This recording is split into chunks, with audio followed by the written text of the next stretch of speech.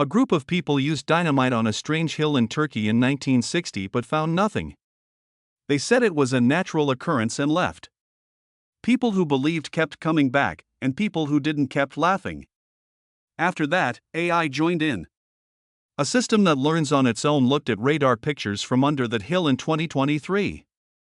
It brought out forms that didn't look like random geology, like a 234-foot corridor running through the middle. There are rooms that branch off like a floor plan, as well as pieces of broken down wood and dirt that is chemically different from everything else. It says that Noah's Ark was 515 feet long, which is how long the hill is. The AI didn't think that was a simple accident. A captain in the Turkish Air Force called Ilan Drupaner looked at a set of aerial photos taken for NATO mapping work in October 1959. This was the start of a quiet story. As he looked over the hills and slopes about 18 miles south of Mount Ararat, something strange caught his attention. It had a long, smooth shape and was sitting on a hill about 630 feet above sea level. It looked like the shape wasn't natural. It was about 157 meters long, which is 515 feet, and 26 to 50 meters wide. It seemed to be the hull of a ship sitting on a mountain, and the length was almost scary. Because it met the Bible's description of Noah's Ark as 300 cubits, which is most often translated as 515 feet. That one fact sparked a quiet wave of interest that grew quickly. In 1960, a group of Turkish and American people led by Arthur Brandenberger and George Vandeman hiked out to see it. It took them 2 days to dig into the strange mound. When the ground wouldn't give in, they used dynamite. They were hoping to find petrified wood or any other sign of old craftsmanship, but when they got there, they said they couldn't see any archaeological remains. They said it was a natural anomaly and moved on. Even Brandenberger agreed that the investigation had been too quick, so there was still a little something that didn't feel quite right. He said it was hard to explain how such a shape could have grown naturally after seeing the pictures and then the site. Thoughts of doubt kept the place alive. Still, not much happened for almost 20 years because the land was rough and politics made it hard to get there. The old wonder got a new lease on life when Ron Wyatt showed up in the late 1970s. He wasn't like most archaeologists. He was a nurse anesthetist by trade, but in his spare time he studied the Bible. He stood there for the first time in 1977. And the balance interested him in some way. He kept coming back with tools that were much more up-to-date than those used in 1960 over the next few years. He came with underground radar, metal detectors, and what he said were core samples from inside the formation. His group said they saw the shape of a shipwreck that was frozen in earth. They talked about a line that looked like a keel, shapes that looked like inside walls, and pieces of what they thought were fossilized wood. They even found iron lumps that they thought were old brackets or nails. People who didn't believe it said the lumps were just limonite or other natural iron minerals. But Wyatt's excitement still got around. People began to pay more attention to the site after he talked about what he had found in churches, movies, and talks. Some experts began to look more closely around the middle of the 1980s. They are David Fossold and Dr. John Baumgartner from Los Alamos. A professional in marine recovery, used ground-penetrating radar and magnetometers to do surveys.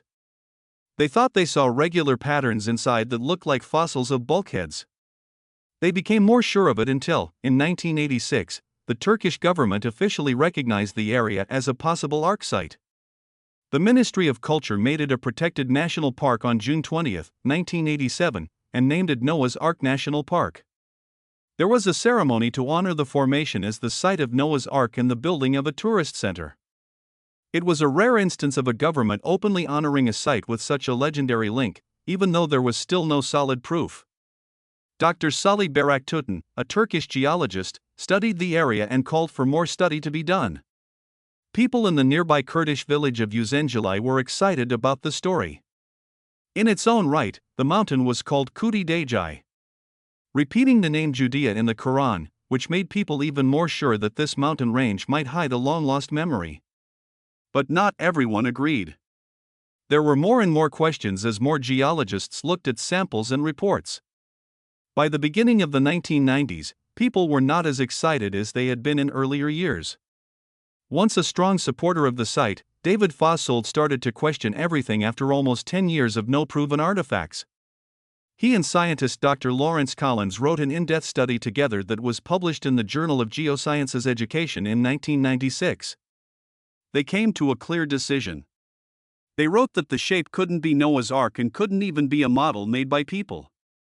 The form, they said, was made by natural processes, like a syncline, which is a type of bending in rock layers, along with erosion and mudflow. Tests on samples in the lab showed that they were not petrified wood, but mud and rock. Natural iron oxide crystals were what Wyatt's iron pieces turned out to be. Builder from radar that looked like they showed bulkheads were probably just cracks or layers in the ground. A big hole that people used to think was a room might have been just a pocket made by weathering or stone breaking down. Geoscientists also said that the spot wasn't even on Mount Ararat, it was on the slopes of Mount Tenderek, which is a lot lower than Ararat's peak. The Bible says that the ark landed in the mountains of Ararat, which some people take to mean a high place to land rather than a valley in a newly formed volcanic area. Mount Ararat has been erupting since 1840, which means that the area is geologically busy and not likely to keep an old wooden building in perfect shape. As these reasons got stronger, a lot of people decided that Drupeuner was just a natural feature that looked like a ship. In 2014, a small group of researchers from Turkey and other countries came to Drupeuner with a simple plan. They brought tools like electrical resistivity tomography with them so they could do a limited electronic scan across the strange mound at the base of Mount Ararat, and radar that digs into the ground. As they moved their devices over the ground, they stopped when the first signals showed up on their screens. Long, straight lines and strange right-angle forms were buried under the mound. Geology in the real world doesn't usually behave that neatly, so the team felt a quiet push of excitement building inside them. They chose to take more time and use stronger tools to fully comprehend what they were seeing. Everything began at that moment. By 2019, plans had been made for a more advanced GPR study. This time, they made a full grid of scanning lines that went around the whole ship-shaped shape. After layer, the team got raw radar slices. Each one was just pulses bouncing off of shapes that were hidden. Still, when they put all the data together into a single 3D basement picture, the picture that slowly came together changed the mood in the room. Inside the mound, there were designs that didn't seem to fit together right. Along the length, there were straight lines. Reflections that were perpendicular made places that looked like walls. One long image down the middle pointed to a passageway in the middle that was about 234 feet long. Smaller reflections spread out from it, making it look like rooms opened off of a hallway. They couldn't get rid of the feeling that they were looking at the ghostly outline of something that had been made by people the longer they looked. Even then, there was a balance between pleasure and safety. It might have been set up like a ship. It's possible that the silt layers were just being sneaky. To find out, they had to test it again. This made 2020 and 2021 busier. A scientific project that looked at the spot was paid for by the Turkish government.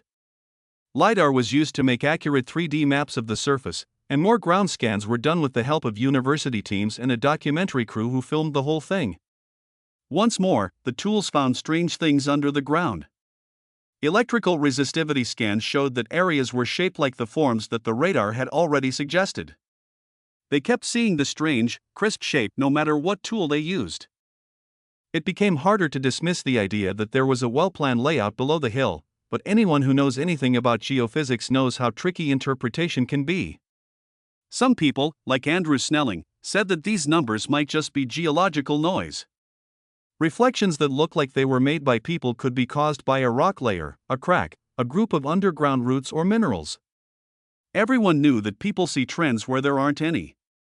So, the core study team knew they needed a different kind of tool to help them, one that could get past human bias and show them only what was real. That changing point happened in 2023, when new software and AI came out. The group, led by Andrew Jones and working on a project in California called Noah's Ark Scans, put their huge collection of GPR slices into machine learning systems that are meant to find geometric shapes. They told the computer to look at every pixel, echo, and faint return and say whether the forms were just noise or something structured. As soon as the experts got the results, there was a wave of shock through the room.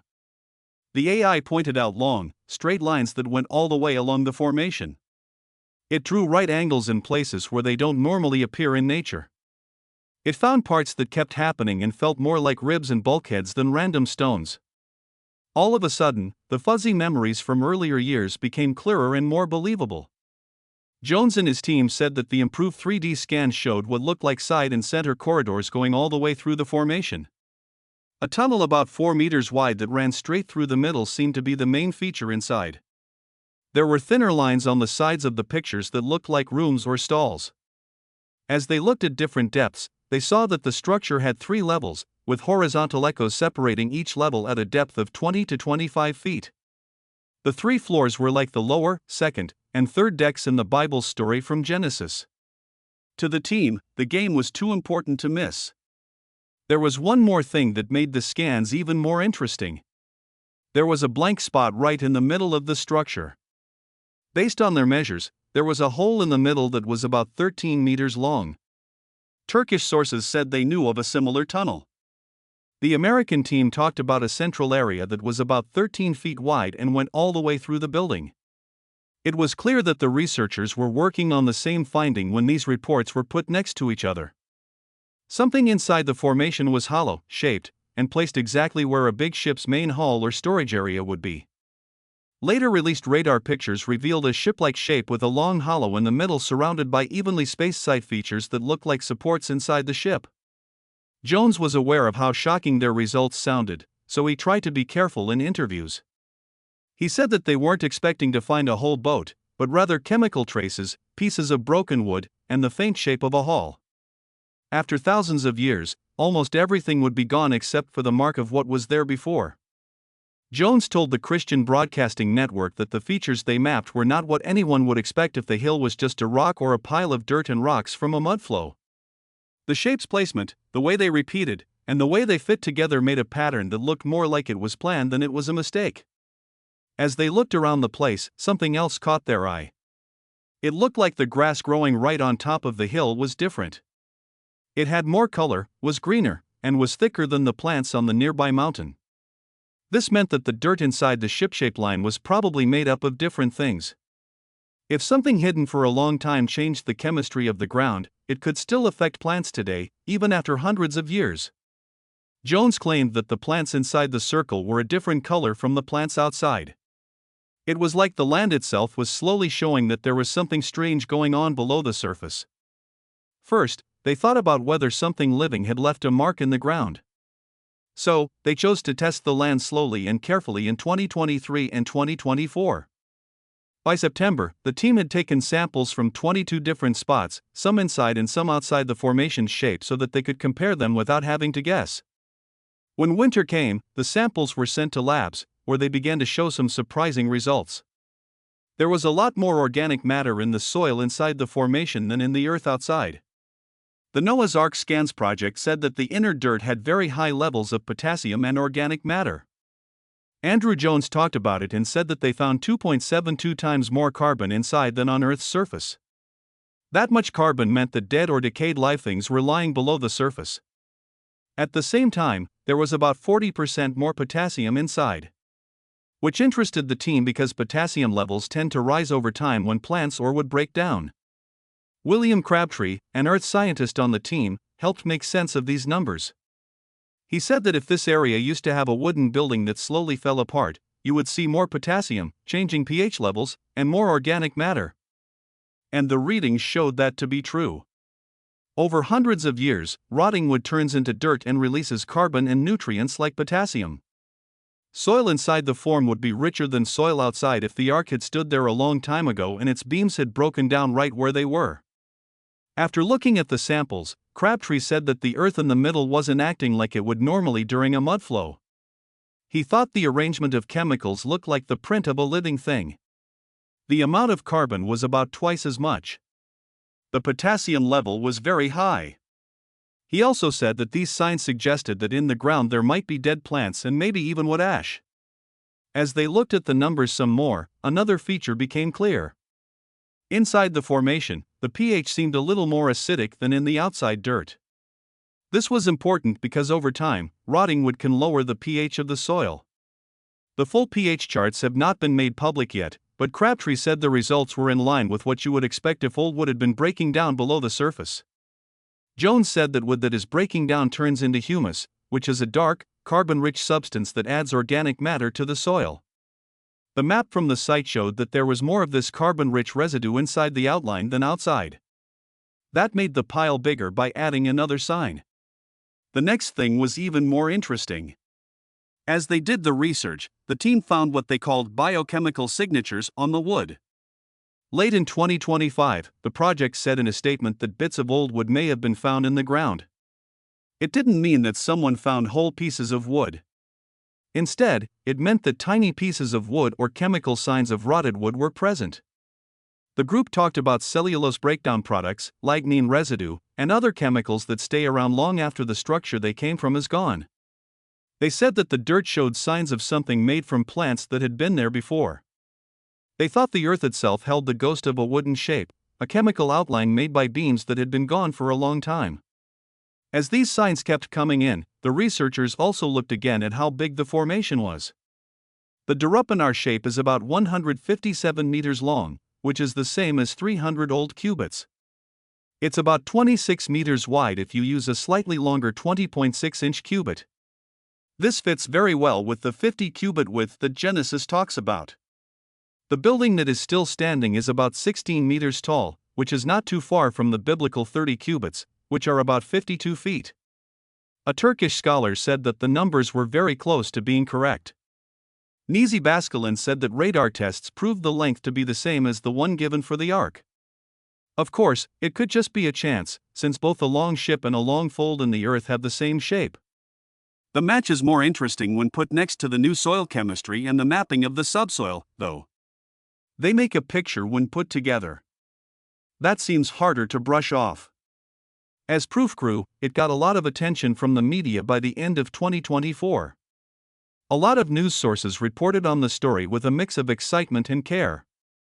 News stories talked about a possible find of Noah's Ark and showed radar pictures of a shape that looked like a hull, soil signatures that showed once living things, and wood pieces that seemed to be buried under layers of mud. They also wrote about the claim that 3 levels that looked like decks had been mapped out below the ground. The public found it hard to believe that chemical signatures, strange soil features, and secret structural shapes could line up so closely. Many years of unsuccessful searches, all of a sudden it looked like modern scanning technologies could be finding something older than written history. One small tip at a time. How people felt about the new information spread like a wave that began far away and slowly reached every shore. At first, it spread through religious groups, where people of all religions felt a spark they had been waiting for. All 3 groups were thrilled at the same time when they heard that Noah's Ark might have been found. It made them feel something deep down. A lot of people had been following the search for years, so when the news came out, they called it proof that old texts had been telling the truth the whole time. They thought the find at Drupunar was more than just an interesting piece of archaeology. That thing made them feel like it was a link between the past and the present, something they could almost touch. A lot of pastors and preachers spoke up with their own ideas. Some talked about how strong the Ark would be and how it would stand for judgment and salvation. If a relic like that had lived. Others told those who follow them to keep their trust focused on things rather than beliefs. Ken Ham wrote that the story of the flood didn't need the Ark to be true, but even he agreed that it would be amazing to find it. The churches waited with a hopeful calm, thinking about what could happen next. The reaction in Turkey made the story more interesting. It has been a public park for a long time thanks to the government. Now there was more excitement. The people from Aru area spoke slowly, while also keeping a culturally important place safe. Turkey wanted the work to be scientific and responsible, as shown by the fact that scientists from colleges in Istanbul and Ankara joined the effort. People in the area, mostly Kurdish farmers, had always thought the slope had something to do with Noah and felt proud of it. Folks had told stories about them for many years, and now the whole world was looking at the place they had revered for so long. The small visitor center, which was almost empty not long ago, was now getting ready for a lot of people. Researchers, pilgrims, and tourists were all expected to make their way up the twisting road. Skepticism, on the other hand, moved very strongly, but in a different way. Scientists and historians told everyone that strong proof was needed for big claims. They said that no things made by people had been found yet. They also knew that radar pictures could be tricky because the Earth below us often forms shapes that look like they have meaning, even though they were made by natural forces. Dr. Andrew Snelling said that some people might see hallways or rooms in the scans just because they were looking for them. He talked about how mud and rock could move and crack into straight lines that made it look like there was structure. He also had doubts about the location, pointing out that the Bible says the ark was on higher mountains, not on a hill made by volcanoes. He thought that the geology alone made the idea improbable. Other experts talked about how the area has been hit by earthquakes and mudflows in the past. Since the formation was made public after an event in 1948, some people thought the shape might be a strange but normal result of the forces that caused it. The three-tiered look seen in the radar data could have been made by layers of lava or sand. A void could be an old gas pocket. Soil that is richer might have vegetation that has been stuck there for hundreds of years. These were not very interesting theories, but they had to be ruled out before anyone could say something really amazing. They knew this, which is why they kept showing their data, asking for review, and making it clear that their work was open and scientific. Some opinions from academia stayed in the middle. They said the proof was more interesting than what had been said before, so they didn't want to quickly dismiss it. They said that the whole talk would change right away if core drilling turned up old wood or things that were made by humans. As the story went on, the news started to cover it in a steady way, with both interest and care. Some segments were shown on National Geographic, big networks, and even NBC's Today Show. That the story has come so far is shown by how long a morning show spends on Noah's Ark. The debate got more heated in the field of ancient archaeology. Some believers, like Bill Krause, remembered being let down in the past and told others not to rush ahead. Others said it felt different this time because the technology was better and there was more proof. Answers in Genesis wrote a thorough review that pointed out geology issues while still recognizing the thrill. They wanted people who believed in God to stay logical and open, not putting their faith in something that needed more testing. As early 2026 got closer, people started to think about what would come next. The team from Noah's Ark Scans and their partners in Turkey got ready for the next big step. They had looked for years without digging, but they knew that doubters would never be persuaded until actual proof showed up. That meant getting close to the group.